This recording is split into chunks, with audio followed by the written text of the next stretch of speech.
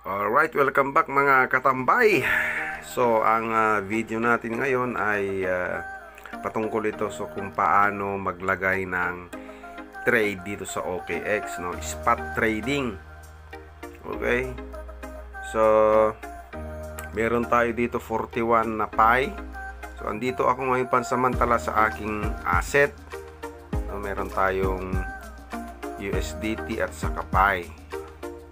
So inabang ko yung USDT dito para later on pag bumagsak pa si Pi, bibili pa tayo, no?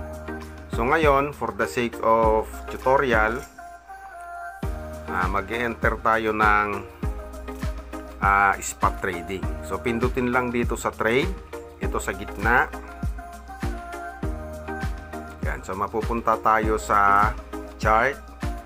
So ito yung chart, ang latest highs niya is $3.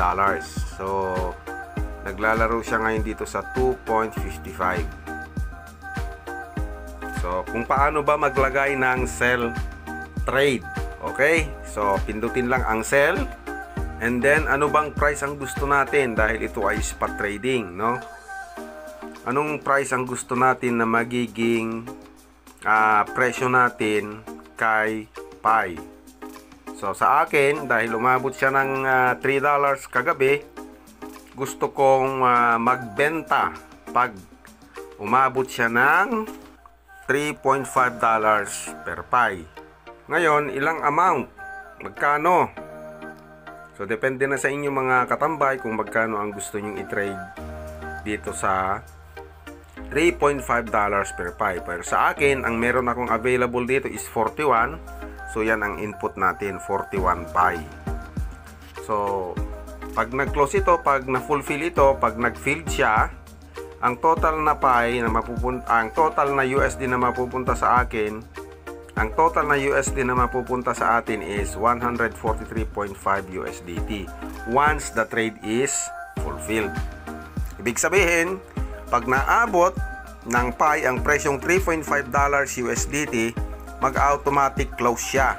So set na natin, pindutin lang ang sell pi and then confirm. So kino-confirm natin ang ating order price is 3.5 USDT per pi. Ang total amount na ibebenta natin is 41 pi at ang total na pagbebentahan natin is 143.5 USDT. So pindutin lang ang confirm. So ayan, makikita nyo dito ang ating order. Isa ang ating order, Pi versus USDT. Amount of Pi 41. Ang order price is 3.5. So ang nakalagay dito sa gitna, 0 pa kasi hindi pa siya filled. Okay, so ganun lang mga katambay, mga ka-pioneers, kung paano maglagay ng sell sa spot trading ni OKX.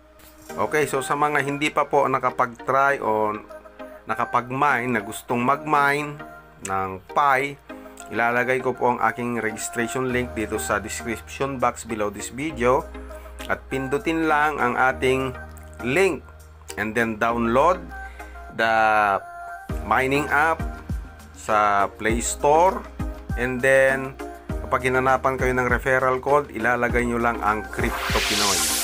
Then araw-araw yan, pipindutin natin ang mine, no? Para araw-araw tayong magmina ng Pi habang malaki-laki pa ang Pi na pwedeng imina, kasi every year yan pababa ng pababa. So ganun lang mga katambay, hanggang dito na lang ang ating video. Happy mining, see you in my next video.